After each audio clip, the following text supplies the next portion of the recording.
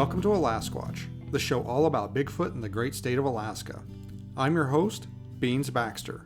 So lace up your boots, zip up your coat, and come with me on an adventure as we explore all things cryptid in the last frontier.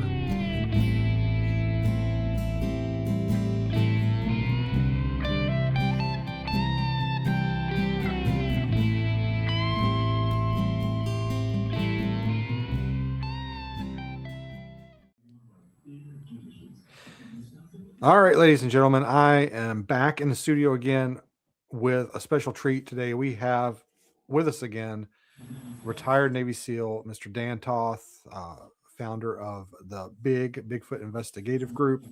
And he's going to give us a rundown of some of the squatchy stuff that has been going on with him since he was last on.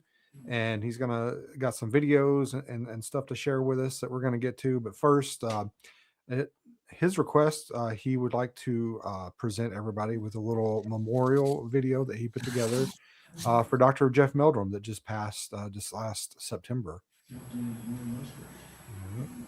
You ready to play that, Dan? Yeah, sure. Go ahead.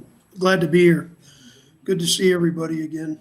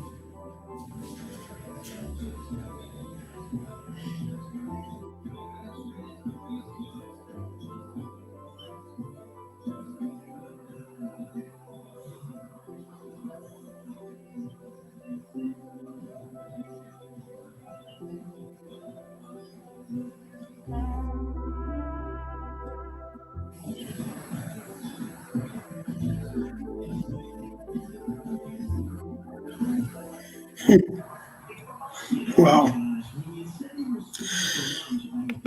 It's been September since Doc passed away. Yeah, it was, I think it's September the 11th, 9/11, which, yeah, I was pretty shocked, but heck of a loss for the whole, needless to say, the scientific, any other side of the Bigfoot enigma and the whole, research culture and everything else that surrounds it. Because I was with him at his lab in Pocatello at Idaho State just about 2 months. I was there in July. Went out to dinner, spent 2 days in the lab working. That was the second time I'd gone up there with him. But yeah, I mean, he's gone, and I don't know. Things like that happen. I guess just got to move on, keep plugging away. Remember, Yeah, I think for who and what he'd he want was. us to keep trying, keep digging into it. Yeah, I mean, I plan on doing that. I mean, we're going to just keep plugging on with our work like we've been doing with Big. And then we decided as a staff just to let everybody know that we're not going to do the big conferences anymore that we were having every May. But we decided it just wouldn't be the same without Doc.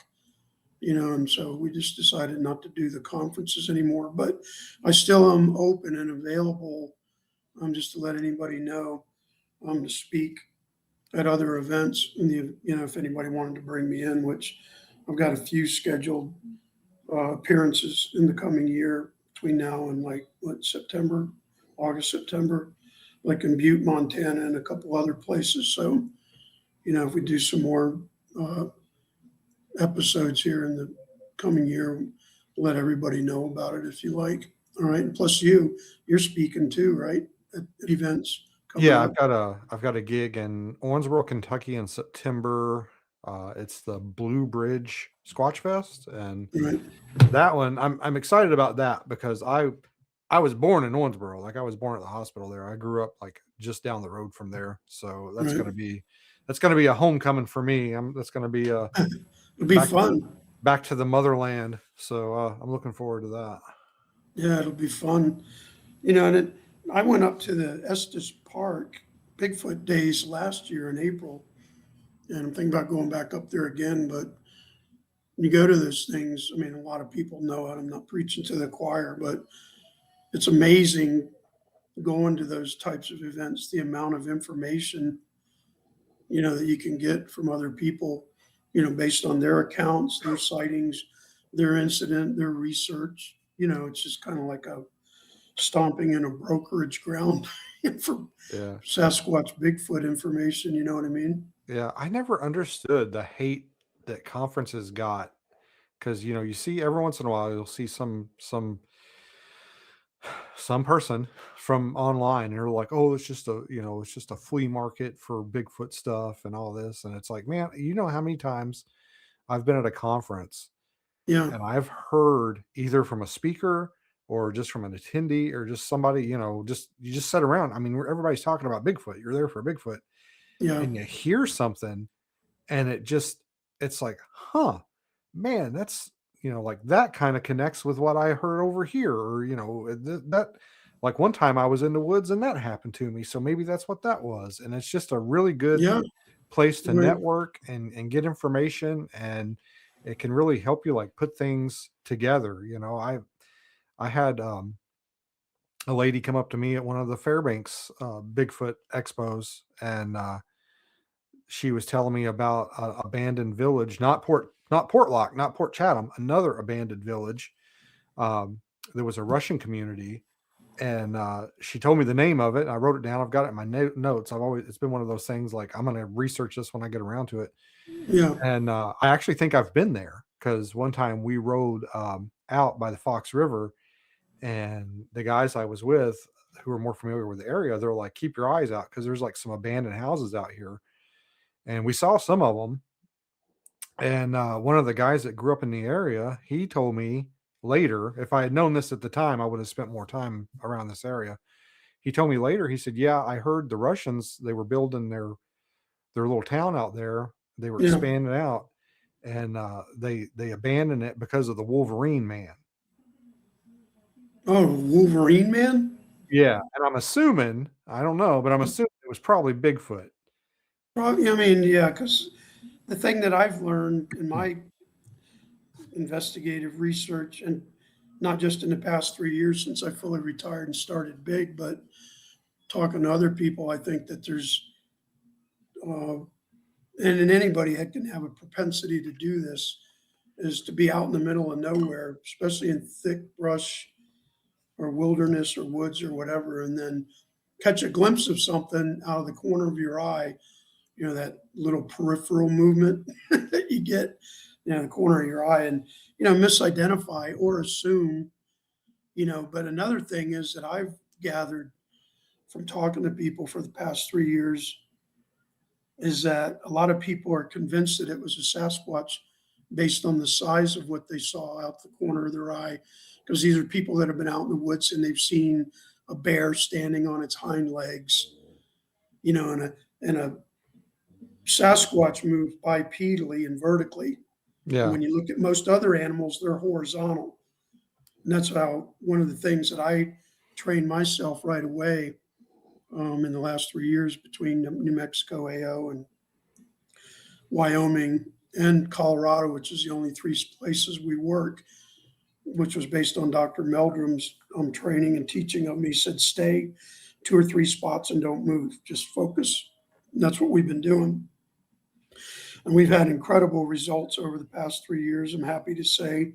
And I want to tell everybody right now, again, I've said it, I don't care what anybody says or thinks or feels, especially the skeptics and the naysayers. but they're real. They're out there. And I don't think there's a lot of people that have stated or claimed or had the theory that there's not as many of them as people, might assume or theorize. And I agree. I don't think there's not as many as they think, but they're out there. And I've been close to them. I've spent 35 years of my life as a Navy SEAL, a senior MPSC, mission planning systems engineer expert, and senior MPSC for Warcom and Spec Ops. And I've done, satellite imagery, photo intel imagery analysis, training guys. I've done it myself on 9 deployments, and I know, basically on a professional level, what the heck I've been looking at out there for the last 3 years at night. And plus, George, that's what I named this male in our big Colorado, Wyoming AO. George has gotten close to me 3 or 4 or 5 times now in the past 2 years since I started working Wyoming and central Colorado, and I know they're out there. So, I mean, a lot of people can say, like, what's that saying for people from Wyoming? Or not Wyoming, where is it? Show me state. Oh, that's Missouri. Missouri. Missouri's excuse a me, show me Missouri. state. Yeah, show me state, Missouri. Yeah. Yeah, they're out there, and that's what we'll delve into today is that, the work that I did, which was really, really, really successful in the Wyoming AO, which is area of operation. That's what we call it, just an old military SEAL acronym from May of last year to November. So we can go over that stuff and talk about whatever else you like. But Well, I'll tell you, Dan, I went to basic training in Missouri, and let me tell you, the show me state, they showed me. I saw it. did you? Yeah. Is that a vague, open-ended comment? Well, Leonard Wood, where I went to basic training, part of it is on the Mark Twain National Forest. Yeah. And they set us down. I think we were getting ready to do land nav or some I don't even remember what we were doing. We were doing something out in the woods. And they set us down, and the drill sergeant said, "This is the Mark Twain National Forest." He goes, "There have been plane crashes in here and they've never been found. Don't get freaking lost." Yeah. Yeah. Well, I mean, Alaska's got one of the biggest head counts now in the world for people going missing up there, right? Oh Don't they yeah. have like It's the land of the tens of, missing person. Yeah. don't they have like tens of thousands that have gone missing up there the past It's few not that decades? many. It's it's Or definitely thousands. conflated a little bit, but it's in the I wouldn't say it's not like that. I mean, if that many people went missing, there wouldn't be anybody up here. But we would all be gone. So But we gotta fact check our numbers and yeah, statistics. and you gotta figure too. Like a lot of times when a lot of those stats are put, there's what is that saying? There's like 3 kinds of lies, damn lies, and statistics, or whatever it is. Yeah, Um, they don't always like just because somebody gets reported missing doesn't mean they necessarily remain missing. Because you can say, right, well, we had 600 people reported missing. Well, it could be that 100 people went missing and were never found, but the other 500 missing people was somebody calling the police department and go, "Hey, my Meemaw, was coming back. She went to the doctor in Anchorage and she's not back on time yet." And, she gets entered as a missing person. And then she shows up, she got delayed. She went over to Myrtle's house and had some cake or something before she went home, yeah, and everything's fine. So technically that's a missing person, even though, it was closed, it was closed out. She was returned. right, So sometimes you got to kind of take into account what kind of stats they're representing sometimes. But yeah, I mean, there are a lot of people that go missing up here. It's not thousands, but right. it's a lot, and there's a good reason for it. I mean, Well, I heard recently a cumulative count from like decades, like 60, I don't know, 50, 60, 70 years, whatever the heck it was. They said there's like 5-digit figures missing people gone missing up in Alaska and up north. And I thought, it's a hell of a lot of people to go missing. You know what I mean? yeah, and you really have to parse through it. I mean, like in my opinion, for example, like if somebody goes missing and a boat was involved, if they were in a boat on water, you kind of gotta, okay, you know what happened to them. Basically Oh, yeah. they went in the water. Um, there's others there. I mean, there are some mysterious disappearances and some that just make you go, damn, like what the hell happened? But also you got to take into account, like, you can get locked out of your house and die, you Oh, know, yeah. depending on Yeah. what part of the state you live in. If it's like 20 below and you can't get in your house, well, Right. um, there was some, I think it was a base commander's wife or something. I can't remember who's telling me the story. You might have told me the story. His wife went missing and they were looking for her and looking for her. They couldn't find her. Well, turns out she was in the backyard, like, Yeah, yeah, that and happened at Elmendorf years ago. It she was had a, got like trampled by a moose or something, and then yeah, it snowed on her, and they didn't find her yep. till spring. Yeah, and So that happened like that was back almost 40 years ago when I was out there when I was on active duty. Because, when we go there to train and work, we'd talk to the Air Force guys, base security. We'd have briefs to let them know we were there, what we were doing, so they wouldn't shoot us. You know what I mean? And yeah, when you're playing, and having war games, as people call it, or training. But yeah, that was a crazy incident that they told us about that happened up there years ago. well, And I'll tell then, you a really quick story to show you how easy it is to go missing in Alaska. I was out hunting with a guy one time. We were hunting reindeer on St. Paul Island, yeah, and we'd shot it. I'd shot a deer, and we were getting ready to go back to the car. And this guy was a former uh, special forces medic, and I was like, he's like, okay, we're gonna go. You ready to go back? I'm like, I got ready. I've got my meat packed up, and he starts walking, and I'm like, I think we're going in the wrong direction. But I'm like, no, like this guy's a special forces medic. Like I barely passed land nav. This guy knows what's going on. right, So I just kind of deferred to him, and we're walking and walking and walking. And finally there's like a utility shed like off in the distance. And he sees it and he's like, "Oh, good, we're almost there." And I'm like, I'm not gonna say his name. I'm like, "Hey buddy, that's not the car." Like we were in a white Ford Expedition. I'm like, "That's not the car. That's a utility shed. The car's back that way." And he was like, oops, "Really?" Yeah. And I'm like, I just kind of deferred to this guy because I'm like, he obviously knows where he's going. He's Army Special Forces, or he was Army Special Forces. yeah, And I think, I'm not sure what the special meant, but I don't think it meant elite. Because yeah. he took us in completely the wrong direction. Like we basically ended up walking twice what we were supposed to get back to the car. I've Um, seen people do that before, and most most of the time that happens just because they try to wing it without using their compass and staying on a bearing. Just simple little stuff like that, can get you turned out like that. Because I've seen guys do it. Even when I was a SEAL instructor, I watched guys do it where I'm like, they're not using their map and compass, and they're trying to wing it. You know what I mean? Thinking, yeah, uh, well, at least you got out of there in one piece. You know what I mean? yeah, I mean, luckily, like I knew where we were supposed to go. I just assumed this guy, I was like, well, maybe he knows a shortcut, or maybe, like maybe I'm wrong.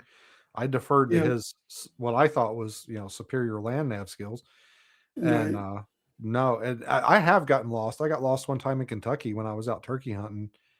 And I still say I didn't get lost. I know where the road was. I just didn't know where my car was. Um, like I I, could have made it to the road. I just didn't know, like, and what I did was I sat down and I had cell service. So I called my wife and I was like, "Hey," she knew where I was. I was like, "Can you come out here and just drive up and down the road and honk your horn?" And she did. And I was like, "Hey, just stop where you're at." And I walked out of the woods and she was right there. And I was like, "Can you take me back to the car?" And she's like, "Yeah, it's like back this way." And I was like, I probably could have got out of that myself, but I got to the point where I was like, I'm a little concerned, so I'm just gonna, I can get her here and she can take me back to the car. So, it all worked out. yeah, But, people don't realize, man, it's easy to get lost. And if you no, walk it too is far, because yeah. yeah, You walk especially too when, far in the like I wrong s- direction. yeah, when you try to wing it, or you're not, you're not taking back azimuth, you're not using a compass, and I don't really rely on a GPS that much. When I go out anymore, I still use map and compass. I always know where I'm at per se, because daggone GPS could go down any minute, an electronic device, excuse me. So I carry that, and I have a GPS. Matter of fact, I carry two of them, but I still keep a map and compass of the area, physically knowing where I'm at all the time. Yeah. I'm a big GPS guy. I rely on my inReach, but at the same time, like I don't blindly rely on it. You know, I use terrain or landmarks. Like, okay, here's the river. I know where the river is. The river goes this way. As long as I find the river, I can get back home. You oh know. yeah. Yeah. Well, stuff like that. That's good if you've got those kind of major landmarks that are giving you a direction. One way or another. But that's like how I always used to say. That's why some pilots wear parachutes and jets have ejection seats. When you get a catastrophic engine failure, and you're starting to go, whoa, no, Mr. Bill, whoa, no, it's time to punch out. You know what I mean? Yeah. Mr. Bill. Everybody under like 50, it was just like, who the hell is Mr. Bill? Dude, I don't care what anybody says. Those Mr. Bill skits on Saturday Night Live were so funny. It was Some of them were like totally hilarious. It was like, man, I mean, it's kind of, what do you call it? Dark humor to a degree, Yeah. but still, it was funny. It's pretty hilarious. I thought it was freaking comical. So anyway, yeah, you want to get going? Yeah, man. Let's we're kind of talking about Bigfoot stuff. We're talking about getting lost looking for Bigfoot. Oh well, no, we can keep talking. I don't know. But yeah, tell us what you've been up to since you were on last. You've got some videos and some pictures for us. Yeah, we got well, what I did was, and I'm gonna say this a lot today. The 3 years that I knew Dr. Meldrum, I've got droves of notes from being at his lab with him, getting trained and schooled. Plus, we did numerous 1 2 hour teaching training sessions over the phone, and I got a lot of notes, whole notebook, steno, one of these of his notes from 3 years that I just took under my belt. Said, hey, this is the way we're going to do this at Big, based on his expertise, knowledge, wisdom, and teaching. So one of the big things we did is we picked 3 AO operational areas in New Mexico and north central Colorado and south central Wyoming, and hit it. And we got great results. We got great pictures. We got great video. We got tree knocks. And a couple times I got some vocalizations, but they happened so fast that I didn't have time to record them. But the big thing that transpired, I'll give you a little rundown on it, is the north central area of Colorado to the south central area of Wyoming. I can honestly say it that one of Doc's theories or teachings was that they range, in a 25, 30-mile area. And they're pretty much habitat and diet's the same as a black bear. So, you put these things together, and chances are 9 times out of 10, you're going to find Bigfoot, Sasquatch in these types of areas. And sure enough, based on prying with people, those places where I've gone, I've been fortunate enough to really get to know the people in the area, and then kind of get them to open up to me. And they, told me, yeah, they're here. We've seen them. We've seen them numerous times. So I started focusing on this area of north central Colorado, south central Wyoming 2 years ago in May. Sure enough, we had multiple sightings between May, November, December in the Hans Peak Lake. Columbine, Summit Creek area. And that was basically in the winter, in the fall, or in the winter. And won't go into it all, but I got pictures and video and tracks. So then last year in May, in some of those areas out there, it gets pretty rough in the winter, so they close the roads down and they don't maintenance them, so you can't get on them unless you go back there on a snowmobile or something, or a horse. But this past year, I waited till May and I moved up into south central Wyoming, between Encampment and Savory, right along southern border of Wyoming. Started working that area. And I kind of suspected or theorized that, okay, George has got a female mate that I named Gladys, George and Gladys. And I figured, okay, I bet you they're going to move north, for the summer months. And sure enough, we moved up there and started working that area from May of last year until November. And that's what we'll go over today, because in 6 months, we got everything from vocalizations to long extended periods of tree knocking. We got multiple night videos of George and Gladys both peeking down the hill at Battle Lake, and you can see them in the videos on thermal. Got some pictures, and then George decided that he was going to take a dump on the side of the road where I stood the night before in September. And we got good evidence of that. And Doc looked at that. Basically, Doc Meldrum looked at that right before he passed away, about a month and a half, I think, before he passed away, of the pictures. And he said it was highly probable. But in these pictures we'll look at today, you can actually see, I'll go into the story in more detail, but you can actually see the footprints and the heel marks where he squatted down to, do his business, and defecate.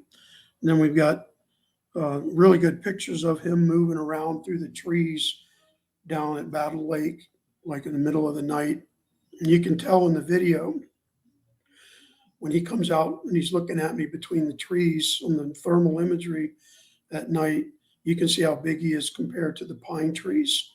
He's huge. And then you can see Gladys to his left. She doesn't get as big as a signature on this particular video because she's like kind of behind the tree. But when George takes off, you can see the size and the speed. And if you watch the left side of the tree that George was standing between, you'll see her go and turn and go with him. And then we got tree knocks that were incredible. And I'll go into more detail on that. And then we've got a video that I made right before they closed the road for the winter up there in November. Because I went up just about every week and a half between May and November. And it was really crazy because the last week before they closed the road for the winter, between May and November, or November and May, I actually caught George where he came out of the woods about 50 yards, maybe 35 to 50 yards from me, not even that. And you can see him where he turns. You can see his full side of his torso at the edge of this pine evergreen grove. And he turns, and when he turns, because it was the first time I took it upon myself when I was out there to say something, because usually I just be quiet. But I finally decided I'm going to talk to him now like I do the animals, because I have all these animals come up to me, including moose. I just talk to them, and they sit there and listen to me. So that's how I appease or pacify them. It's crazy because I had an incident a year ago where moose walked up to me in the dark by Hans Peak Lake. In the dark, it was about 12:30 in the morning. He was about 2 arms length from me off my right side in a meadow. And I just stood there and I started talking to him, and he walked by me about 30 yards, turns around. I thought he was going to charge me, but he lays down while I'm still talking to him. I'm like, hey, you're not going to charge me, all right? I'm your friend. I mean, I do that when I'm out there at night and I talk to animals, and I've got video of it. It's really crazy because I just start listening. But this moose last May, he literally just lays down in front of me about 30 yards away after he walked past me, turned around and faced me, and you see him, he beds down and goes to sleep. and I just keep doing my thing while he's laying there sleeping.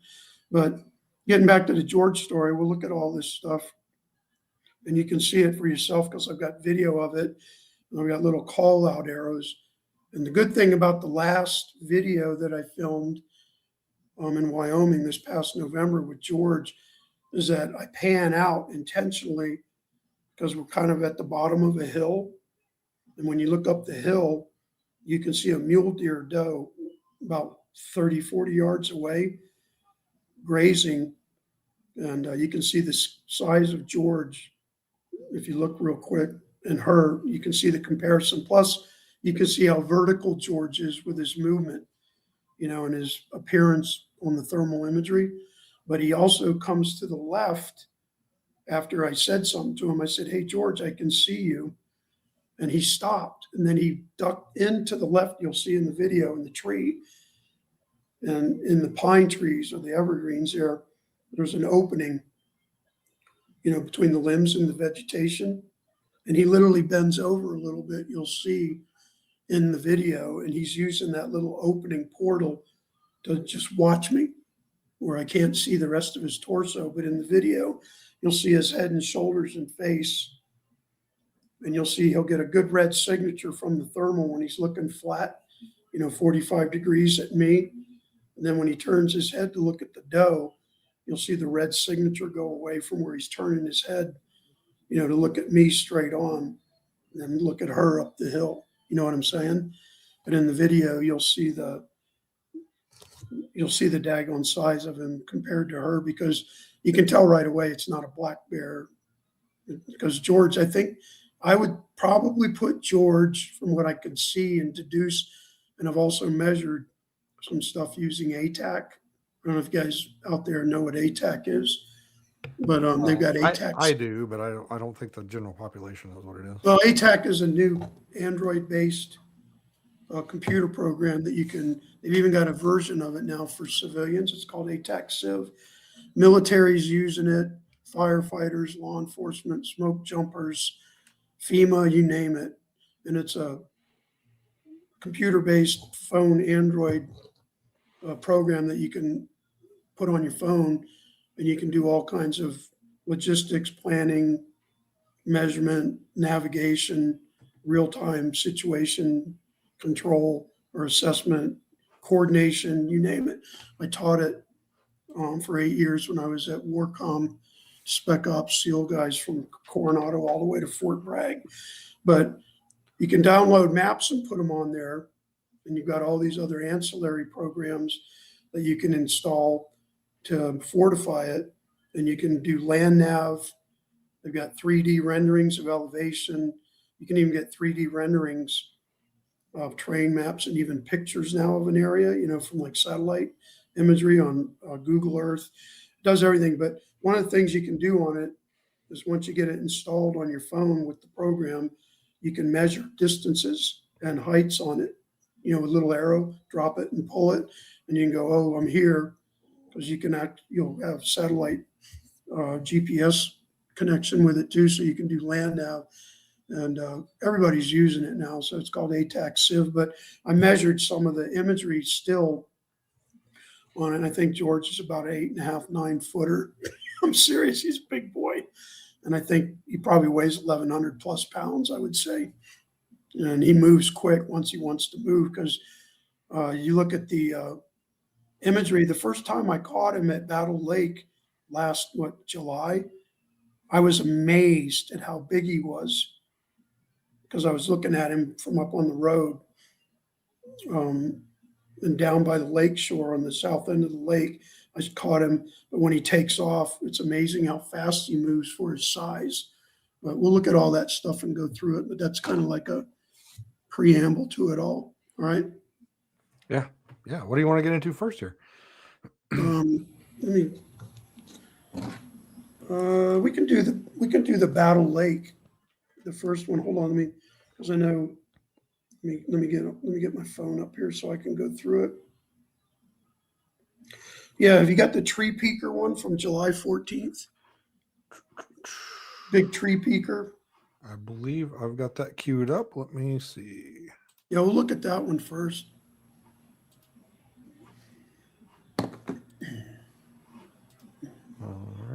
think this is it. I'll mute the sound and then you can Well, just narrate it. well, even if it's not, I'll just go through it. Because if it's, yeah, this is number 3. Yeah. Okay, this was in November.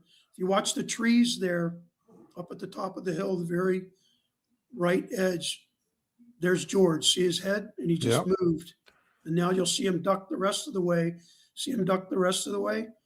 And then he comes over to the left in that little black opening. And there he is peeking at me. That's his head and that's his face. And he's standing in there looking at me through that hole. So, and I'm talking to him now. I go, hey, George, I can see you.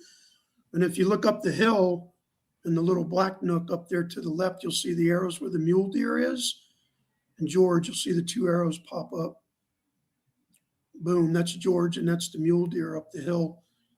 That was the one in November. And he's only about, and you can see him standing there looking at me. See him Mm-hmm. in that opening? And there's the mule deer. Is that mule deer? Can you tell? Is it standing or is it bedded down? No, she's standing. She's browsing and she's eating. But that red and white there, that's George looking at me through that opening. And he's watching me. And that's all I could get of him. But and then I didn't stand there and just film it because I thought he sees me. So that happened in November, right at the end of the season. And between May and November, that shows you how close he was getting to me. You know, he kept getting closer over the 6 months. And I'll tell you a story in a little bit about the tree knocking that, you know, I'm a freaking retired SEAL. It put my hair up on the back of my neck. I'll tell that story. Yeah, you look at it again. If you want to stop it, you can stop it real quick. Right. Yeah, there's George. See him, the white? And then he steps back, and then you'll see him step back the rest of the way.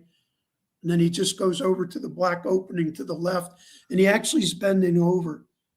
That's him right there. That's his head and his face, and he's looking at me. See the little red dot? Yeah, the red signatures coming up from the thermal.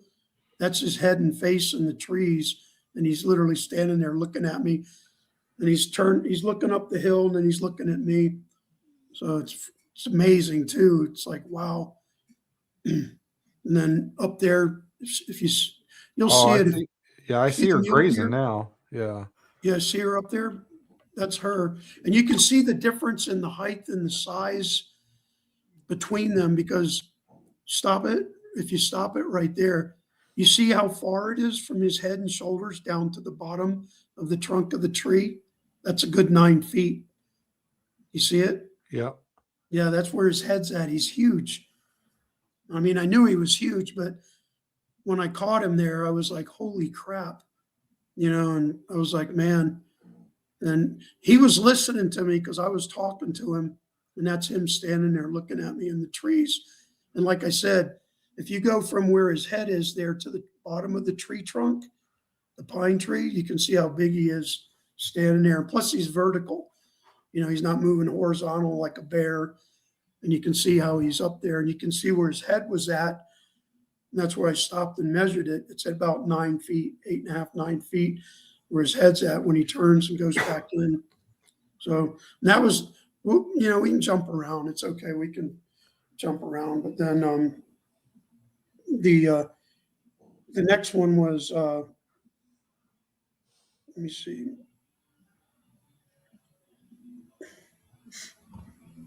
Yeah, do you have the big tree peaker medicine bow from July 14th? The next one I have, let's see, I can get it. The next one Yeah, I have we'll just the have tree a knocks. copy. But I wanted to ask you, you know, it seems like most of your interactions here have been pretty benign, you know, like you kind of see them at a distance and there's not really like it doesn't seem like you've had any of the intimidation behavior that a lot of other people experience. I haven't.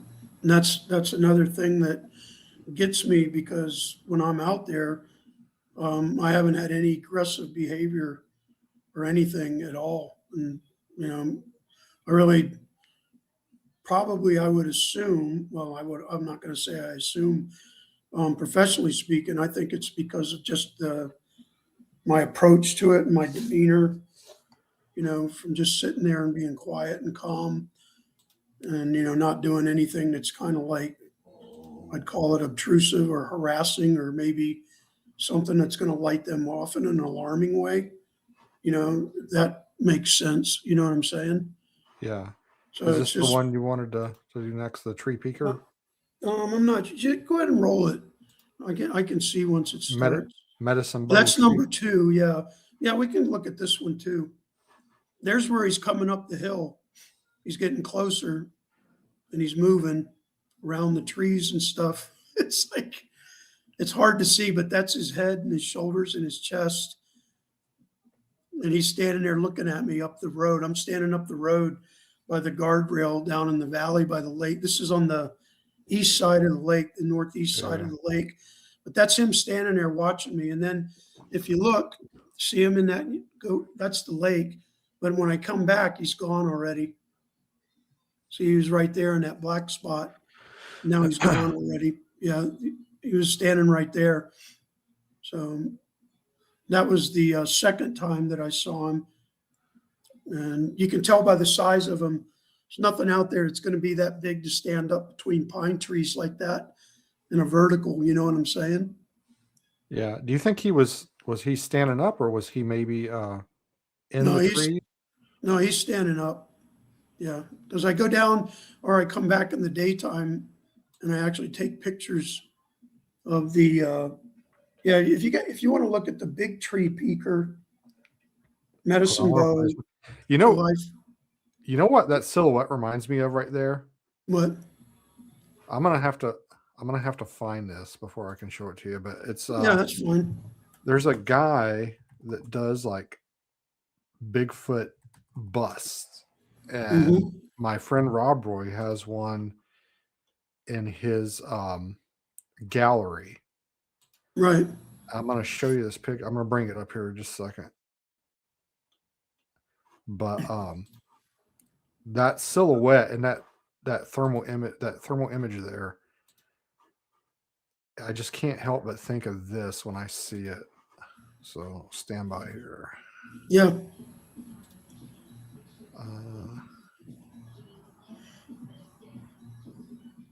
Come on.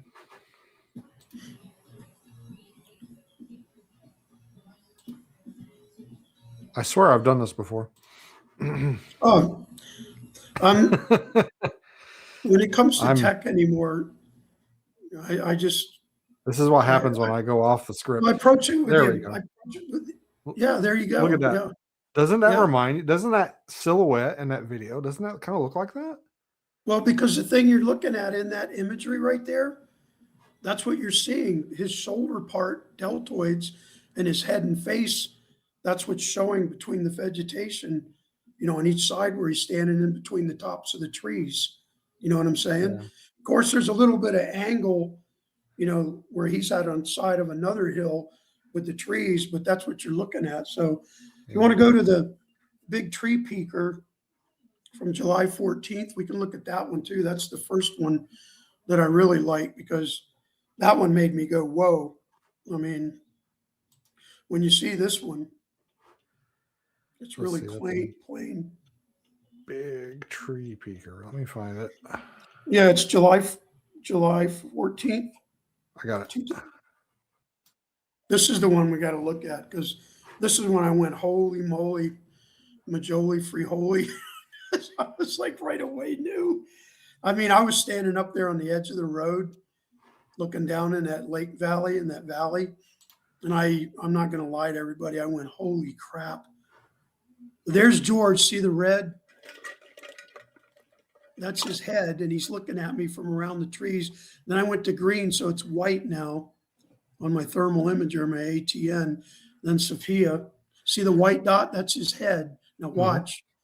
As this video progresses, he's going to move, and you can see the size of the trees. See him move? Now he's peeked out the other side of the tree at me. Then he takes off. And then, and then you can see if you watch the black spot there on the left, you'll see her go with him, but he took off already. And then he comes back, but it's daggone crazy. that you can see him go between the trees. And like I said, I go down and look at that during the day, and you realize how tall he is, standing there going back and forth between the tree or the behind it, the size of those pine trees. But that was one of the first ones where I really caught him, and I was like, daggone. So yeah, that was like totally unbelievable. So I just realized something. That bust I just showed you from the Bigfoot Art Gallery. Hmm. I'm pretty sure I'll have to confirm. I'll have to ask, but I'm like 95% sure that Rob Roy named that thing George. Did he really? I'm pretty sure. That's crazy. But I think yeah, he if you want calls to it Big stop it George. there, if you're going to stop that real quick, you see that white dot? That's his head. And then move it up a little bit. Now you'll see him. Yeah, now you'll see him go to the left on the other side of the tree. Watch, he'll move. This is really good. You can stop it right. Yeah, keep going.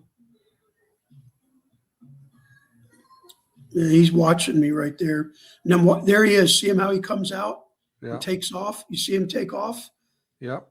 Yeah, and if you go back just a little bit, you want to go back just a little bit. Okay, right there. Now stop that. Now right there, you can see George looking at me on the left side of that opening between the tops of those pine trees, and you'll see him take off. And if you watch closely where his head is at right now, when he moves to the left along the edge of that right edge of that pine tree where he's standing, you watch real close, you'll see a little gray area, and it's Gladys. And she'll take off and take off with him after he goes. Watch. You'll see the gray signature. See him go? Yeah. There he is. Now watch. He'll take off, and then boom, there goes Gladys. See how the space empties at the bottom of the V? Yeah. Yeah, and then she takes off with him. Yeah, so, and then you can see they're gone. I mean, it's like, and they're vertical. They're on two legs. They're 8 and 6 feet tall, maybe 9 and 7, somewhere in there. But that's what we're going to push forward for. And then, if you want, um, the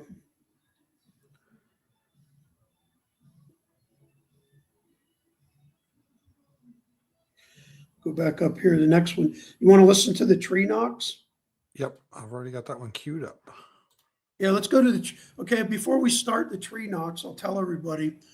Um, this was just like right at sunset, like what, back in July? Yeah, and I went to this spot and I just sat, and it's my spot where I always sit. But it had multiple tree knocks at this area, and it's where this creek flows down from the mountain, and it goes down and empties into the northeast side of Battle Lake there. But I got there at about 9:30. This was back in July. And it was right at sunset, and you can hear. This is about a 6.5 minute segment of 5 tree knocks between Gladys, and I can tell the difference because I heard them tree knocking enough in 6 months between the two of them. I got to the point I didn't even record it anymore. But I'm actually under the impression that from May to November and by August, they were used to me, if you will. Does that make sense? Yeah. And I could tell by the difference in the strength, the intensity, the volume, and even the power of the tree knocks that they were executing when I was there, because I actually got to the point where like I said, I'm under the impression that the intensity level and the volume of the tree knocks diminished to the point where they were, and you could tell, like, and I talked to Doc Meldrum about this before he passed away, that the level and the intensity and the volume of the tree knocks was part of their communication in that language. Where the first time I heard him tree knock here, well, it wasn't the first, but the first time I recorded it, the tree knocks are very brutal, vicious, loud, and intense. You know what I mean? Yeah. And then after a month or two went by, when I was there, the tree knocks got lighter and gentler and quieter. Like there was a variation in the intensity level of the knocks, which made me think they know I'm here and they're just saying to one another now in a non-alarmed sense that, oh, it's him. Does that make sense? Yeah, there was a lack of urgency basically about Right, it. and they knew who I and I started picking up on that, and I thought, I noticed the difference in the tone and the volume and the intensity level. And this first one was they tree knocked for like about 2 hours, but I only recorded this 6.5 minutes because I didn't want to sit there for 2 hours. But here in these tree knocks you're going to hear, um, Gladys is down in the gully and she tree knocks twice, and you can tell she's close to me. And then the third knock in the middle of the 5 is up the mountain to my northwest, and it's George responding. And then Gladys responds twice more. So I got 5 knocks here that you'll hear. 2 from her, 1 from George up there, and then 2 from her. And then we can listen to that. Go ahead. All right, so I'm not going to mute this one because this is an audio file or audio video. That's yeah. So this is right when I was getting in position.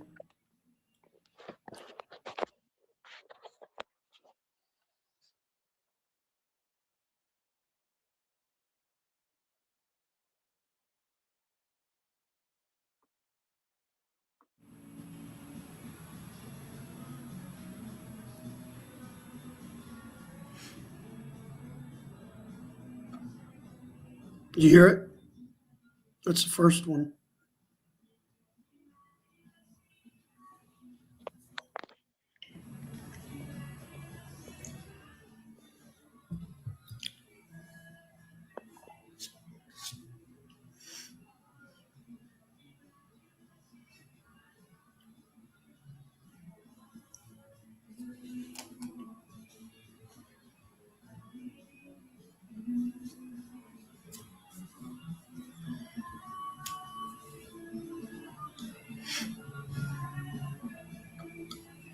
There's a second one. Hear it?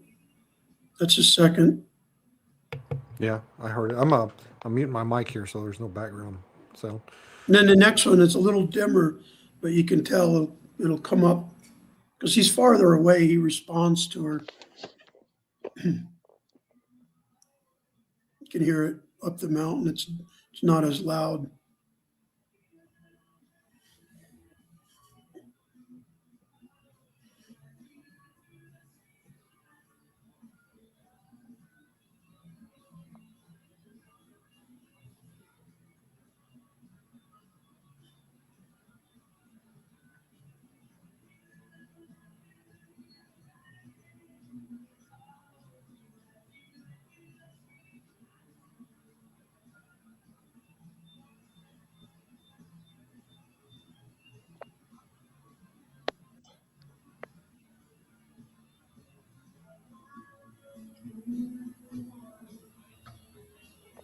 There's another.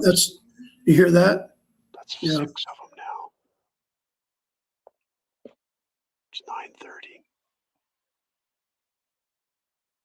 July 15th, 2025.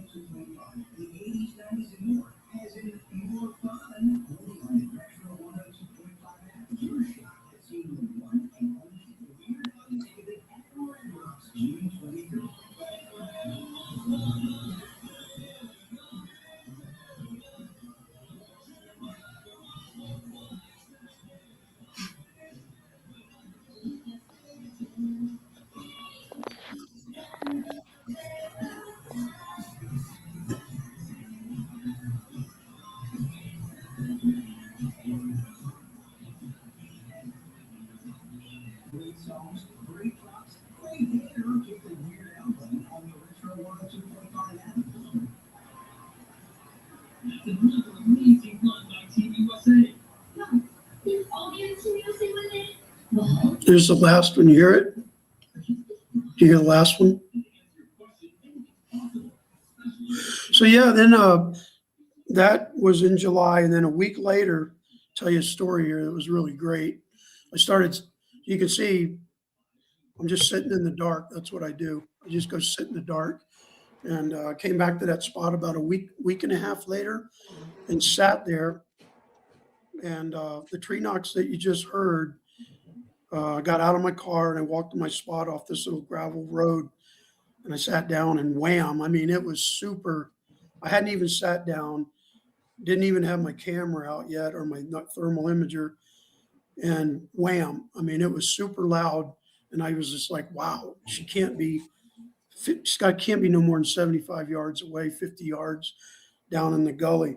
So I actually got in my car,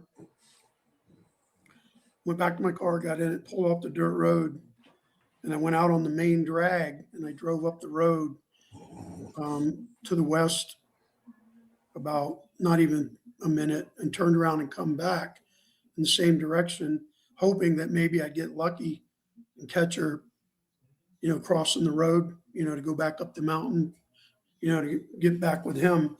And nothing happened. And I sat there and I thought, "Dang on it." And I thought, oh, well, is she still down there? Or did she already cross the road and is she already gone? I didn't know. So went back to my spot, parked my car, got out, and walked over to my little spot and sat down bottom of the hill by the pine tree. I hadn't sat down for not even 15, 20 seconds when right behind me, wham, you should have heard it. I mean, it made me like, whoa. So I knew right away that she was behind me. She'd already crossed the road in less than a minute, and I was hoping I'd catch her. But when she hit the tree, she was probably, I don't know, my guesstimate, she was probably 25 yards, not even 75 feet behind me, through the pines up the tree. And at that moment, I just sat there and froze because I thought, I knew how close it was and how close she was, being blunt about it. And I didn't move. I just sat still.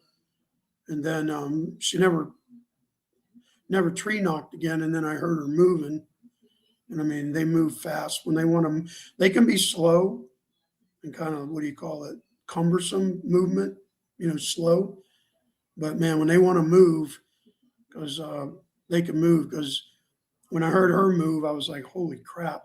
And then I'd heard another one move that came up behind me year before last down in Red River, New Mexico, in our AO there, But she took off, and I thought, I'm not even going to try to track her or keep up with her in the dark.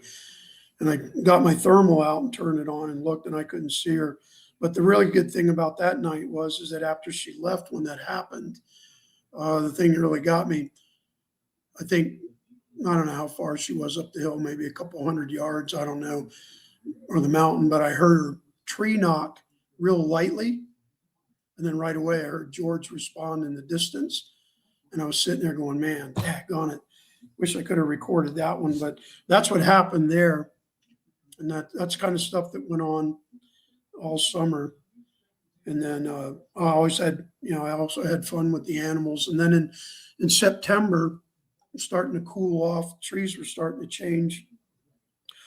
I had an incident down the road because I had 3 spots along the road out there that I go, and I just sit in those spots, on these turnouts or back in the woods on these side roads. But I went to this one spot where people had told me that I'd met in town, an encampment, because they kind of opened up to me about it and said they've seen them at the lake and other places when they were fishing and camping. And I was like, oh, wow, that is daggone great.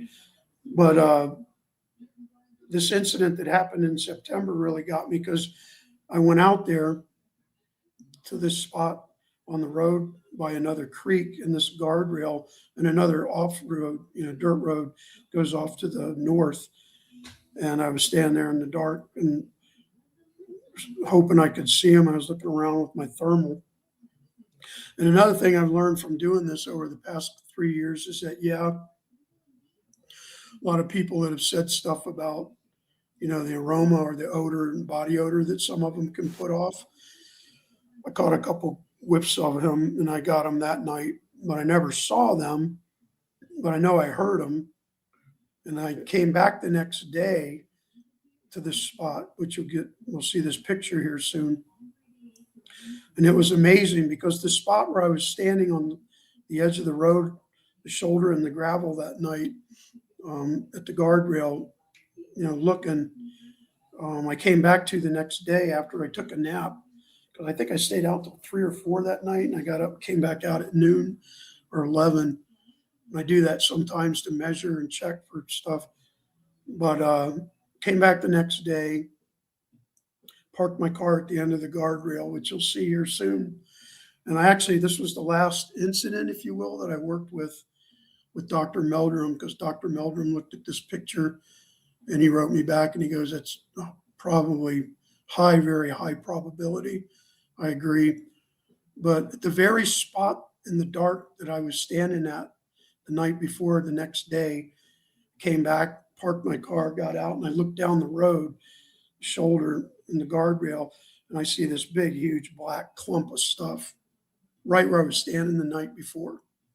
And I'm like, what the hell is that? And I thought, that wasn't there last night. You know what I mean? So I actually start walking down the guardrail, the shoulder, and I remember this was funny too, because a couple of park rangers passed me in their truck, and I waved at them, and they waved at me because everybody's getting used to me being out there. They know who I am now. And so I walk up on this big black clump, and I'm like, whoa. And it was huge. You'll see the picture of it with my foot. But after I started looking at it, and there it is, you can see the shadow of me taking a picture of it with my arms and my cell phone. And there on the left at the middle bottom, that's the foot of my shoe and my foot. And that, my friends, is a genuine, I'm going to say it, that's a genuine Sasquatch dropping scat. And when you look at it and you see the texture of it through the scat, you can see where it's been eating multiple different types of stuff, that's in the stool or the scat.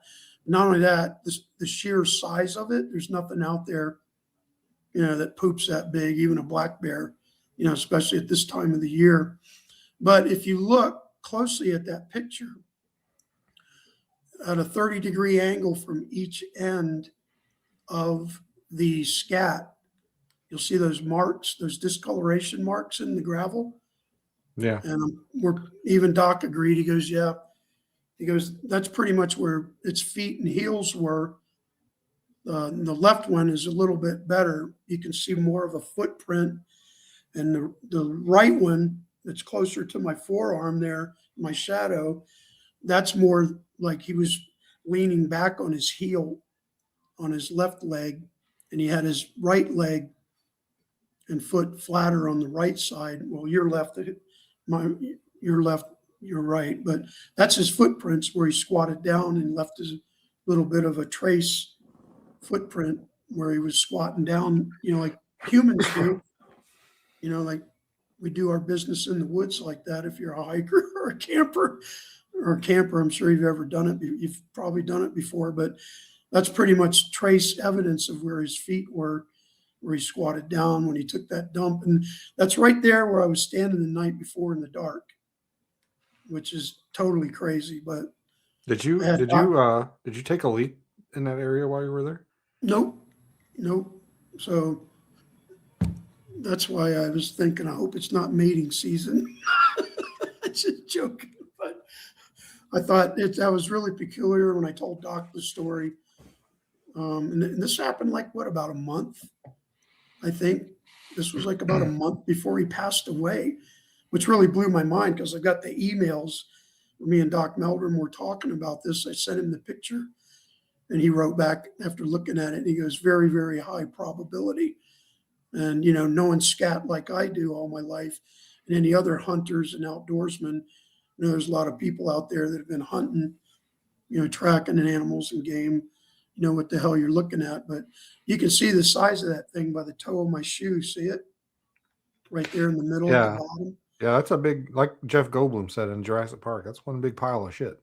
Yeah, and you know, there's another thing too is when you zoom in on it and get close, you can see where that scat is huge, but it also where he has three multiple layers of whatever he was eating, which I know the middle layer or the back layer looked like it was probably chokeberries or something like that. Maybe I Yeah, don't know. I can just looking at it from here, I can see what looks like seeds in it.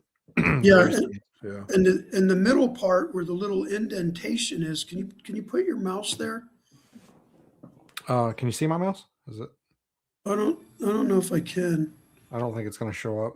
No, but anyway, at the bottom part, on the left part of the as you're looking at it, the left part of that scat, that first third part there is like chokeberries. The middle layer where there's that little notch in it between the left side and the right side, you see that little notch on the bottom of the scat? It's Yeah. in the middle. In that area there, it was covered with flies and it smelled sweet. And then on the end, on the right side, where you can see it's kind of bulbous, it actually looks like the end of a male penis, being blunt about it. But those were three distinct sections of, you know, whatever was being digested in that scat, which meant, you know, if you've read Doc's book and been trained by him about, you know, Sasquatch having a long gut and everything else, it plays into the fact that along with their, what do you call it, their digestive cycle or time, that it probably ate multiple things over a day or two period. I don't know. I'm not an expert on it, but it shows in the scat. Because, you know, like with bear, they eat chokeberries. It comes out and it's, you know, compressed.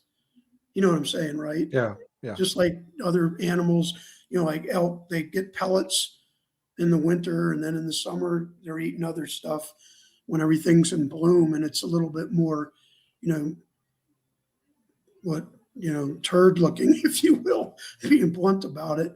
You know what I mean?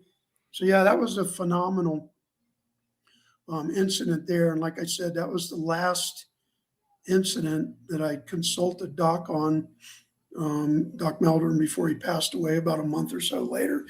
But anyway, and that's pretty phenomenal, because another thing, like you said, if you look at the size of the front of my shoe, the toe of my shoe there, and look at that thing, how big it is. There's not even a black bear doesn't, you know, go that big. You know what I'm saying? It's just a monster. But anyway, so yeah, and then the last thing we'll look at, you want to look at the picture of George that I got that I really love. I figured everybody would love seeing this because I put it together for everybody to look at. So this is a slide that I made. This is from September of 24, year before last already, out by Summit Creek and Columbine, Hans Peak Lake in north central Colorado. But the far left picture there is a shot that I took of George. And it was one of the first times I got really close to him, because up until this point, I had multiple witnesses, a couple people, including my ex-girlfriend. She was out there with me when we heard George tree knock one night right over by Summit, well, between Summit Creek and Columbine in August, or no, it was June. Yeah, June. And then this happened in September. But I was driving down the road because that's what I do. And I look at thermal, I have my headlights on, patrol the road. And that was another recommendation by Doc. He said, you know, like other animals, they're crossing the road all the time. And if they didn't, we wouldn't have roadkill. It just shows you how much animals cross roads. But I caught a eye shine in the trees from the headlights of my vehicle this night. And I think this was about 11:30 going on midnight. And in the far left picture where the gold circle is, that's a picture of George, and I'll landmark you here. But if you see that middle trunk of that aspen tree, you got the big trunk on the left, you got the big trunk on the right as you're looking at it. And as you look at that little middle tree trunk of the aspens. It's going up and a little to the left or right between those two big ones. You look at the bottom where the edge of the vegetation is, the aspen leaves, along the right side of the middle tree trunk. And that's George. He's standing there looking at me. And if you look up the tree trunk, the small one on the left side in the circle, and you come up a little ways, you'll see a black little furry thing there, and that's George's hand around the trunk. He's got his right arm up with his hand around the trunk of the tree. He's doing this. Exactly. And then his other hand, the left hand, he's got over pulling the leaves down on the branches, because that's what Gladys did to me a couple months later after this. I've got a picture of Gladys. I caught her in the snow in November, 2 months later, by the edge of the road. And I literally watched her pull the tree down to look at me. And that was November of 24. But that's George pulling the tree limbs down with the aspen. And if you look at the middle picture, that's a painting that was done based on some eyewitness accounts and sightings and incidents over the years. And if you come to the far right picture now that I did on the plate, and you look real close, you'll see a blow up, and you'll see the tree trunk of the aspen going up and just arcing to the right a little bit. And if you look along that right edge of the tree trunk, from the edge of the top of the aspen leaves and vegetation, you'll actually see George's beard, and then you'll see his mouth, the same exact nose that's in the painting. You'll see his two eye sockets in his cheeks. And then if you look real close, you'll see his pointed skull. And it's an identical carbon copy of the painting and the eyewitnesses. George looks just like the damn painting, being blunt about it. And if you look close enough, you'll see him standing there. And if you look close enough in the picture, you can see his huge pointed head. And it's almost like these two are twin brothers, between the painting and George. And as you go down to the right, from the top of George's head there, you can see his huge freaking trapezius muscle and shoulder going behind the other tree. And I hope everybody can see that. Can you see that, Beans? Okay. Yeah, I see it. I think it's, I can definitely see the resemblance between the picture and the painting. And it also gives me kind of like Patty vibes with the shape of the head. And just, it just kind of, I don't know. It just looks like that's what it is. Like it looks, I can see it, Well, very, very defined. Yeah, well, I saw it. And the thing is, when I got out of my car and I saw the eye shine from my headlights of my vehicle coming down the road, I actually got out of my car thinking, hell, he's gone. Because I know it wasn't elk eyes, it wasn't mountain lion. Everybody that's ever hunted ought to know the difference between elk and deer and eye shine of a bear, or even a wolf or a coyote or bobcat, whatever the heck might be out there. But when I got out of the car, I got a whiff of him. And then when I heard the leaves move, I was like, oh, crap. But then I realized, he's right in front of me. He's got to be. That's him.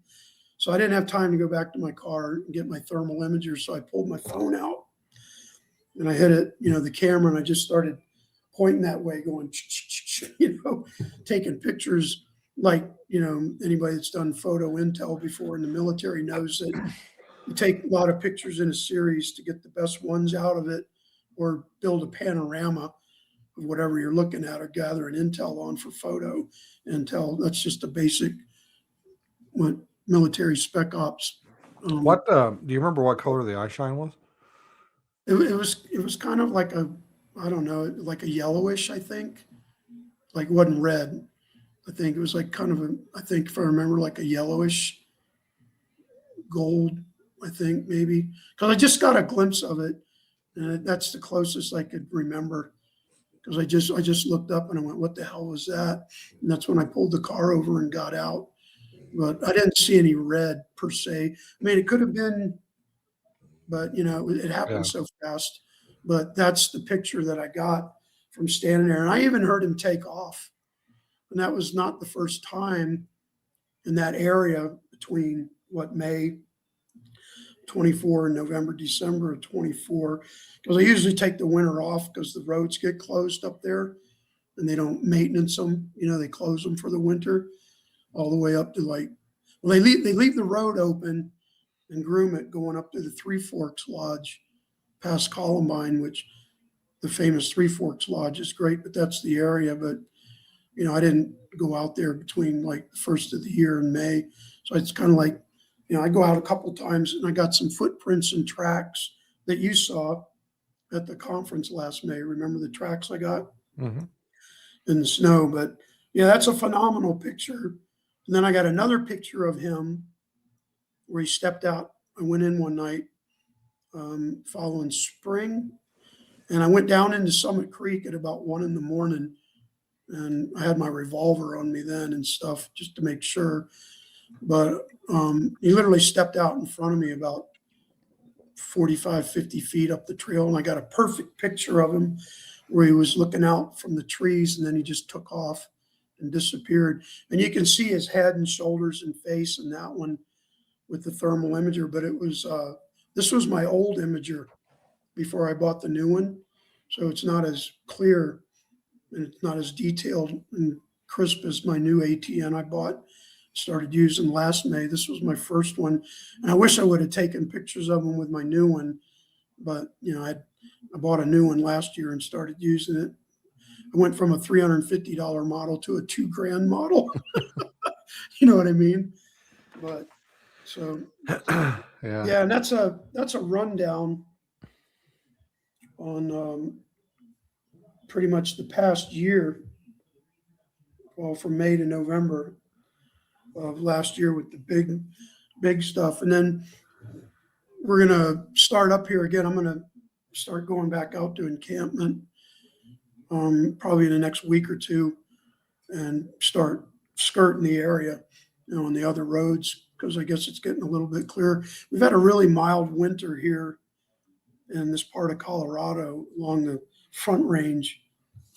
The Flatirons, the Boulder area, Broomfield, Golden this winter. It's been really crazy. I mean, it was like 70 degrees on That's crazy. Christmas Day a couple months ago. And right now, today, out there, it's like, good grief. I think, what is it right now? It's 52 degrees here right now, which is unheard of for this time of the year.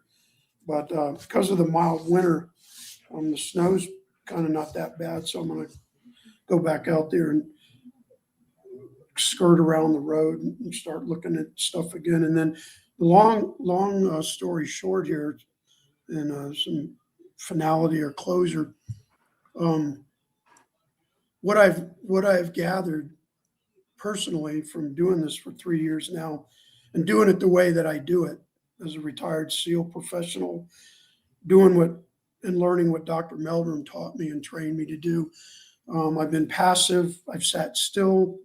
I haven't done anything but go out in the woods like I did for 25 years as a SEAL. I mean, most guys that are retired Navy SEALs or former Special Forces SEAL guys know how much not only do you sit in the woods and work in the dark at night, but swimming in it and diving in it. I mean, combat swimmer stuff, which was really one of my favorites. I mean, you don't know what it's like to get in the water at 9 o'clock at night, pitch black, ink dark, with a tack board with a compass. Yeah, a clock. I don't, and I have no desire to. I mean, pitch black dark, 4 hours, swimming like this with a guy beside you to get into a target and back out. But I mean, we're just so acclimated and used to being in the dark. And plus, I've been out in the boondocks since I was a kid growing up back in Virginia Beach, Virginia, and the Carolinas. I mean, first time I went out by myself in the woods, my dad let me. I was only 10 years old. Down Currituck Sound, Back Bay, we had a camper at an old campground on the Carolina-Virginia border. Used to be called Lazy Bee Campground. And my dad let me buy a canoe. I packed my canoe up with a 410 backpack tent, my dog, food and water, and I'd go into the bottoms of the Dismal Swamp for a night or two and come back out. But the thing that I've learned, though, is from what I've gathered from 3 years of doing this now, I don't think these animals or creatures are dangerous, and neither did Doc. And I think that some of the stories that have been told about them being dangerous was probably under a situation where somebody maybe pissed them off or they felt threatened, like other animals, their young were near. I don't know. And I think I've actually looked at some cases where there were some, violent, what do you call it, attacks inflicted on animals. And I don't think it was a Bigfoot that did it personally, because Bigfoot, they don't have claws and talons, like mountain lions or bears. They have fingernails like human beings. And matter of fact, the picture that I got of Gladys there near Summit Creek year before last in the snow, you can actually see her standing there. You can see her face through the pine trees. And you can see one of her feet that's up and forward at the base of the pine tree, where she's got 1 foot leg up and 1 foot back. And she's got her foot up on the snow. And in the picture that I took, you can actually see the fur and her ankle and the front of her foot and her toes and her toenails. And when you look, she's got her other arm up around the tree like George did. And she's got her hand out pulling the pine tree limb down to take a look at me. And you can actually see her fingers and her fingernails and even her thumb, which sticking out where she's got hold of the pine tree, pulling it down to take a peek. And you can actually see her thumb and fingers. It's that clear. And you can tell between George and her in that one picture I got of her close up on the side of the road, like the distinction and the variation that exists, between like lowland gorillas, silverbacks, between the male with the big pointed skull, and then the females don't have as pronounced or biggest pointed skull. You can see that differentiation between George in that picture and her. You can see that she's not as big and her head's not as pointed. And even if you go to my website and look at the first sighting that I made, the incredible film footage from Bobcat Pass, New Mexico, back on October 20th of 23 at 1:30 in the morning, you can see the thing stand there looking at me in the trees at the bottom of the hill on my website. It's the very first video, and the picture's linked. But I go left, I go right, because it's screaming. It screamed 3 times. I'm in a herd of elk. And the third time it screamed, it's right in front of me when I get the camera on it. And the beauty about that video is, like, I even overlooked it. It happened on the same date as the Patterson-Gimlin event years before, October 20th. And if you look at the elk, and when I come right, when it screamed the second time in that video, you can see a black bear standing there with a huge mule deer grazing, or elk. Yeah, it's mule deer, I think. It's not an elk, but you can see the size of its head now. Yeah, and here it is. This is Bobcat Pass, October 20th, 23, 3 years ago already, 2.5. But it screams, and you can see the elk. I'm in the field with them, and they're looking around, and then it screams again. This is when I pan the camera to the right. I'm like, whoa, what the hell is that? So there's the bear. That's a black bear. And then that's another deer or an elk. I think that's a big mule deer. Then this is the third time to watch this. You just saw these animals. Look at this thing standing there. I mean, look at the size of it in those trees. You can see his pointed skull, and he's moving his face looking at the animals. That's why you're getting the red.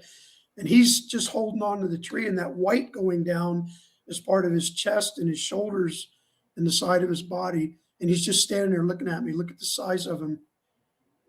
And look at his head. You see what I'm saying? Yeah. So that's why you can just, right there in that video, I was lucky, where you could see an elk, you see a deer, and you see a bear, and then you see that thing standing there.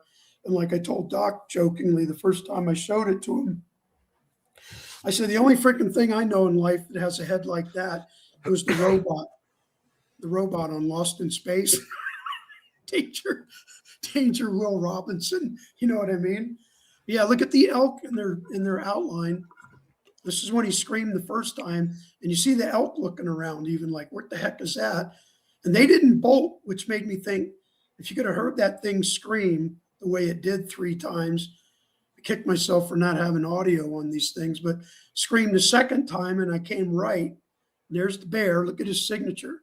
There's the deer. Now here he is. Right now he screamed the third time. And there he is standing there. Look at him. I mean, look at the size of his head and how pointed it is.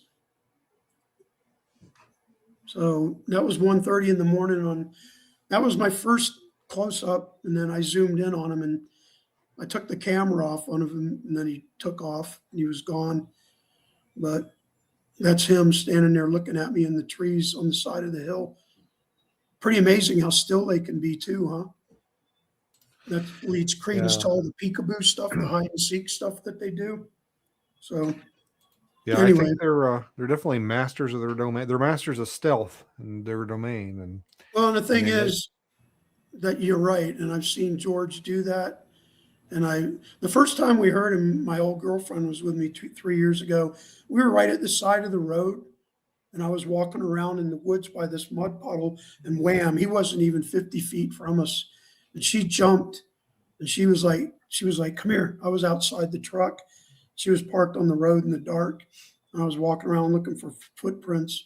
And man, you should have heard it when he hit that tree. But we turned around and came back in the truck in like a minute.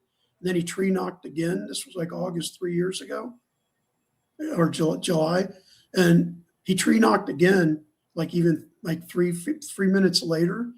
And you should have heard how far away he was when he knocked again. And I thought, there ain't no freaking person in the world, I don't care who you are, that can move through this kind of vegetation and woods and thick, dense foliage like this and be that far away in just like 3 or 4 minutes. You know what I mean? How many times have you been walking through the woods and you look over and you just see a branch just Yeah.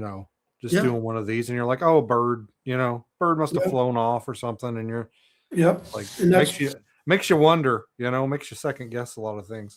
well, and the thing is too, you're right, because I've had that happen to me in my life. Like I was telling you earlier, where people have had that peripheral out of their eye sighting and they go, I knew right away. I've been out in the woods my whole life.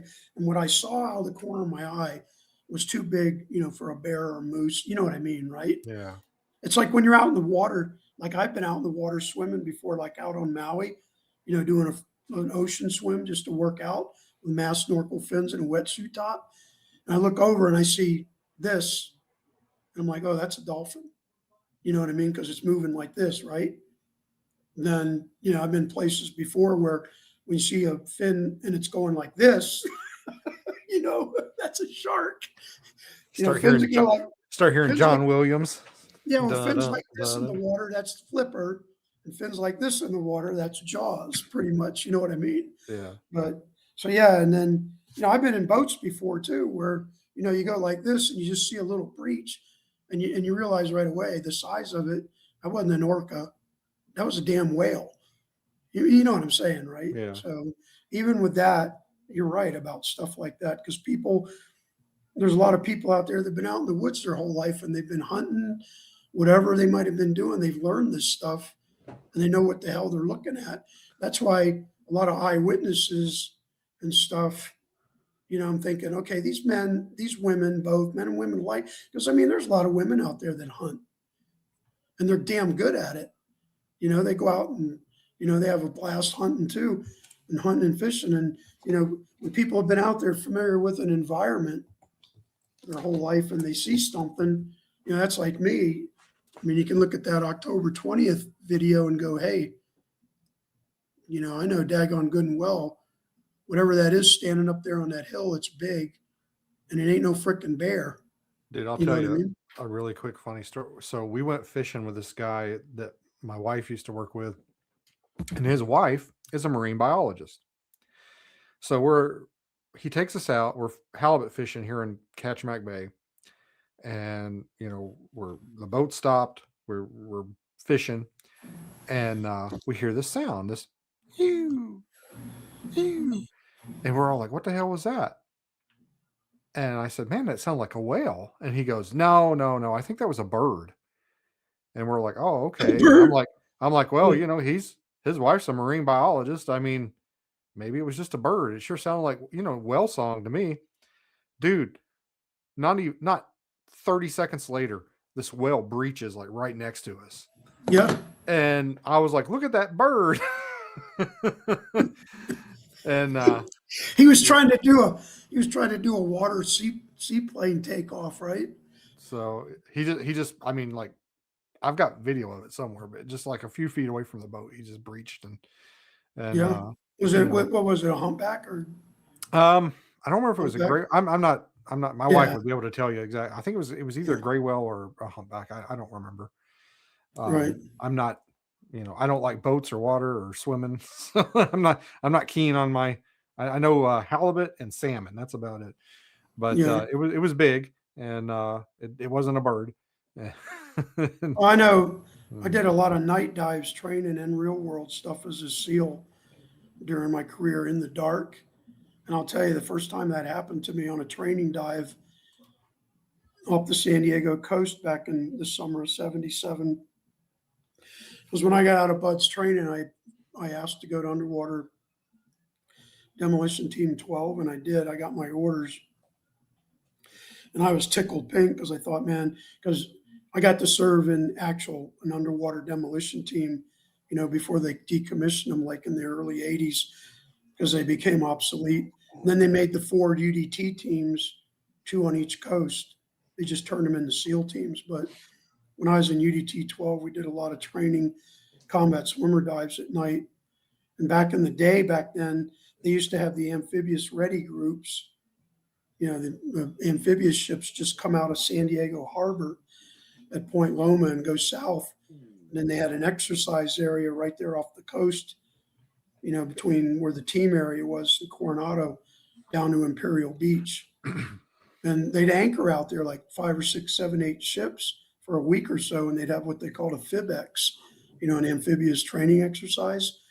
So a couple times, we'd actually do open water combat swimmer attacks training on the ships while they were out in the open ocean, anchored there, during the FIBEX, and we'd train on hitting them, to put ordnance on them, dummy stuff. But the first I think it was the third time I did it. I remember, I'll never forget swimming along with my buddy.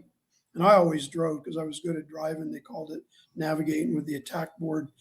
And I looked over and I saw this bioluminescence go by. And I'll never forget, there were 3 distinct triangular dots, in the bioluminescence trail. And then I saw 2 on the end. It was pretty cool because you got 3 dots in a green stream. And then on the end, in the middle of it, you saw these other 2 little, and I thought, that's a freaking shark. And it was, because we knew how to identify them. But when you're sitting there looking out, like 30 feet away in pitch black water in the middle of the night, and you see this triangular bioluminescence trail go by with the little 2, which was a pretty big shark, in the back going like this, you're like going right away. You go, that's not Flipper, that's Jaws. That's Jaws. They never bothered us.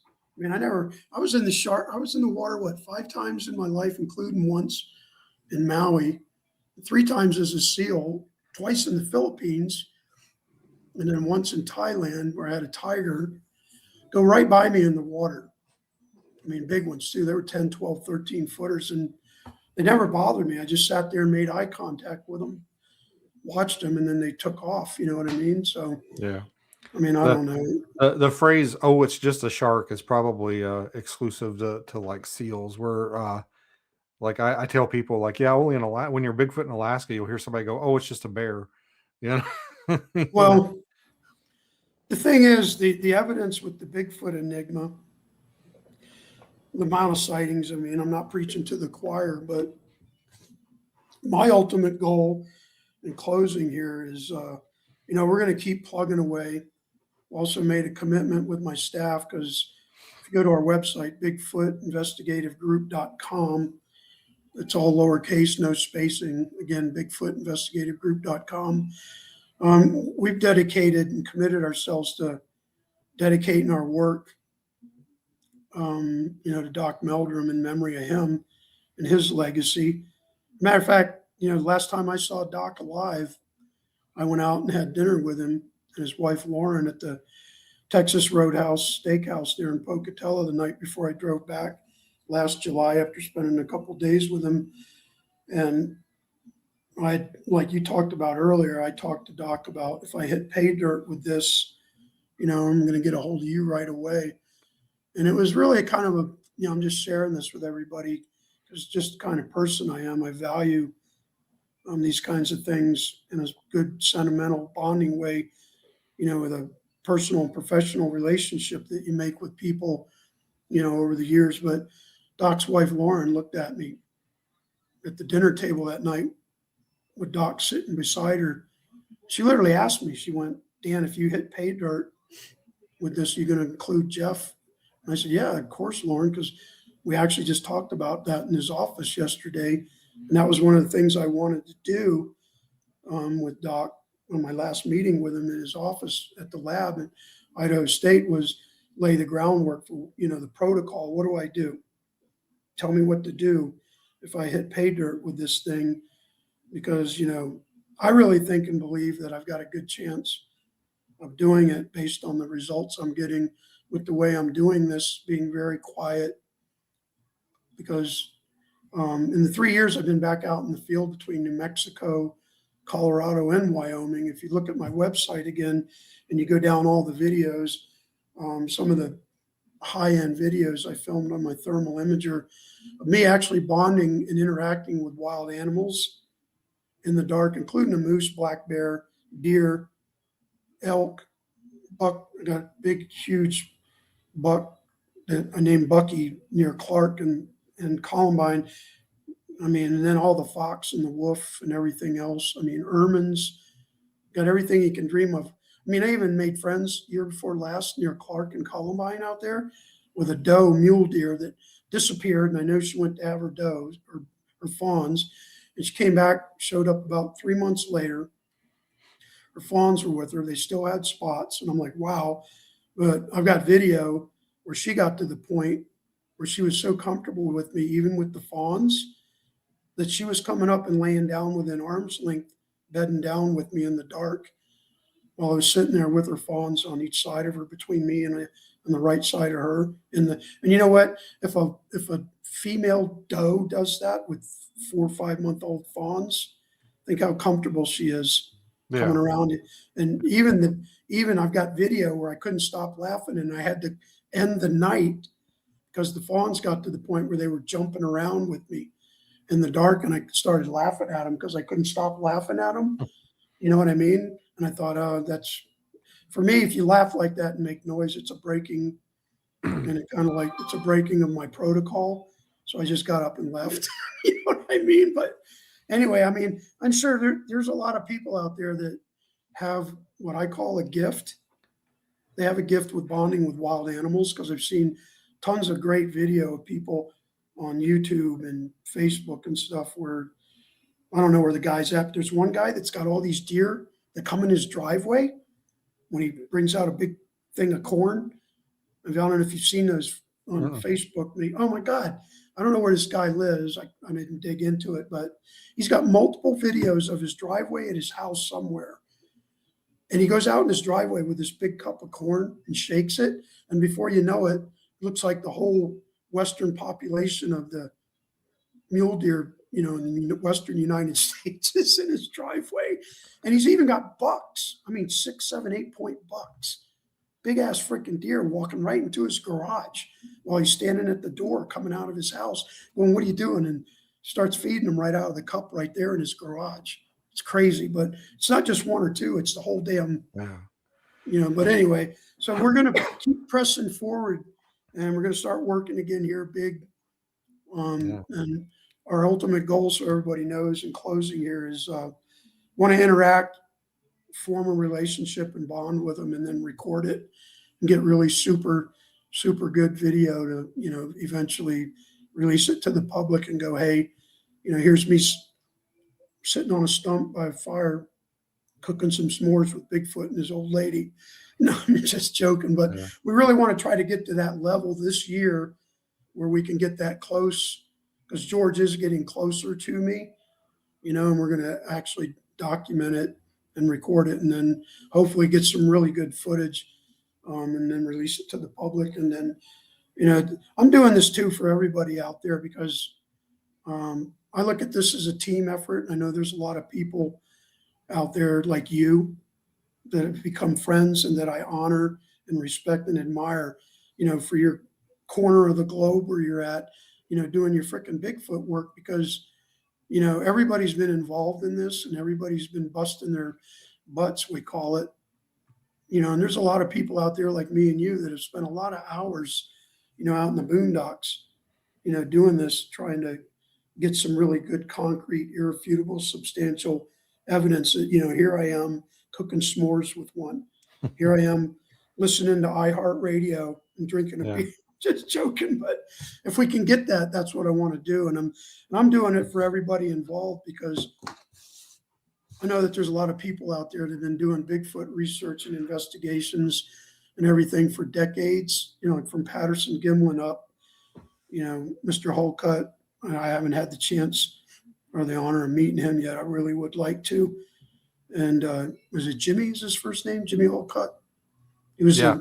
I don't know if yeah, it's whole cut or honey cut. I don't know. I don't yeah, remember. Holcutt. But anyway, yeah, I mean, we're all in this together, and hopefully one of us will get that irrefutable. Here it is. You know what I mean? Because I think too, the thing that I've become a little bit disdained over personally is that there's been a lot of hoaxes and there's been a lot of embellishment. There's been a lot of people, especially nowadays with AI. I mean, there's stuff on the web and YouTube and stuff now where it's really getting to the point, is that real? Or, like what was that old commercial back in the 80s or the 70s? Is it real or is it is Is it it live or live is or it is it Memorex? Memorex? Yeah, Yeah. is it live or is it Memorex? Yeah. So you got to watch out for that. And, but that's what we're going to do. And, we'll be back on here again. Yeah. And I'm Well, I hope really so, happy. man. I wish you all the luck, man. I think you're on the right track, and I think the fact that you haven't had any of the intimidation behavior that a lot of people encounter, you haven't had any rock throwing, you haven't had any super aggressive vocalizations, directed towards you. I think a lot of that maybe shows that you're on the right path, hopefully. Well, yeah. And, like I said, it's a passive aggressive modus of operandi. And even if you go to my website and you go down and you look at some of the highlight videos I put on there of me interacting with like a cow elk, this cow kept coming around me. I talked to her, and you can literally see in the video they approached me out there in the field, including this big mule deer buck. I named Bucky, and they come right up to me in the dark and sit there, and you can see that they're listening to me, turning their head and doing stuff, while I'm talking to them. So I guess that, including the bull or the moose, got a video on there of the moose, which was great. I've even got a Lobo wolf came up to me at my feet down in New Mexico a couple years ago, down by Red River. So I think it's all about how you do it, where you take it and you go into it with an approach and a forte and tactics and a modus of operandi, if you will, where you have to make sure that you're completely quiet and passive. You're not doing anything to rile them or alert them or light off their suspicions. Because I've been with people before hiking years ago out here in Colorado, where I saw them do stuff that lit off a mountain lion, just being jittery. The mountain lion got spooked by it. You could tell. Then I've been around mountain lions before. I just talked to them. I go, hey, what are you doing? And I just walk by them and I have. I mean, so, it's like, it's just something that maybe it's hard to explain. Maybe I'm lucky or blessed. I don't know. But the way I'm doing it, it's working. And that's what I'm going to continue to do, for everybody in the Bigfoot research community. And hopefully next summer or this spring or whatever, we'll hit pay dirt with it. We'll have something on here where we can go, hey, look, there's George looking over my Pittsburgh Steelers football card collection. I'm just joking. I'll have to dig around. I've got a video somewhere of me talking to a lynx, and I'm asking him like, "Where's Bigfoot?" Yeah, there you looking go. at me. Yeah, Exactly. I've got it somewhere, but well, yeah, I'd all like right. to see that one when you get it. Yeah, Send it. I'll find it. It's on my Instagram. I'll find it. I'll send it to you. But anyway, guys, we are here with Dan Toth, retired Navy SEAL. founder and lead investigator of the Big Investigative Group, or Bigfoot Investigative Group. You can find them at bigfootinvestigativegroup.com. We're gonna get off here. I think my old dog's back here. I don't think you can hear him, but he's telling me like it's time to go, Dad. I got to go potty. Yeah, it's been an hour and 45 minutes. So thanks for listening.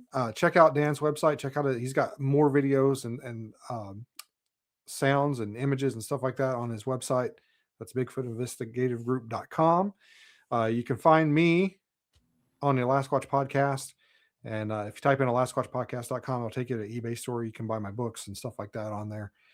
But that's all we got for you today, folks. Thank you so much for listening. And, keep the search going. Don't stop. Yeah, don't give up. Don't give up the ship. Endeavor to persevere. little Josie Wales. Yeah, outside Josie Wales, yeah. But